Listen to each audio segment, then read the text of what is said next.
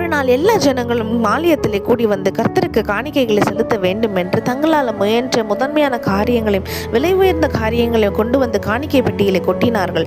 அதே இடத்துல ஒரு ஏழை விதவை இருந்தால் தனக்கு அடுத்த வேளை உணவுக்காக வைத்திருந்த கடைசி 2 காசுகளை கொண்டு வந்து அந்த காணிக்கை பெட்டியிலே போடுவதை கண்டு அநேகர் அவள் ஏளனமாய் பேசினார்கள்.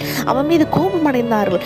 நம்ம ஆண்டவருக்கு கொடுக்கணும்னு சொல்லி எவ்வளோ விலை உயர்ந்த காரியங்களும் முதன்மையான காரியங்களை கொண்டு வரும், ஆனால் எவ்வளோ கடவுளுக்கு பிச்சை போடுற மாதிரி 2 காசை போடுறாளே என்று கோபப்பட்டார்கள். இதை கேட்ட ஆண்டவர், உங்கள் எல்லாரை காட்டிலும் இந்த ஏழை விதவை அதிகமாய் கொடுத்தாள் என்று அவர் சொன்னார். எல்லாரும் குழப்பமடைந்து, நாம அதிகமாக கொடுக்குறோம், விலை உயர்ந்தது கொடுக்குறோம், ஆனால் இந்த 2 காசு போட்ட பெண் அதிகமாய் கொடுத்தாள் என்று ஆண்டவர் எப்படி சொல்லுகிறார் என்று கேட்கும் பொழுது அவர் சொன்னார், நீங்கள் உங்களுக்குள்ளே இருக்கிறதுலேருந்து கொஞ்சத்தை எடுத்து வந்து எனக்கு கொடுத்தீங்க, ஆனால் இவ்வளோ தனக்குண்ட எல்லாவற்றையும் எடுத்து வந்து என்கிட்ட கொடுத்தா. மனுஷன் முகத்தை பார்க்கிறான், கர்த்தரோ இருதயத்தை பார்க்கிறார்.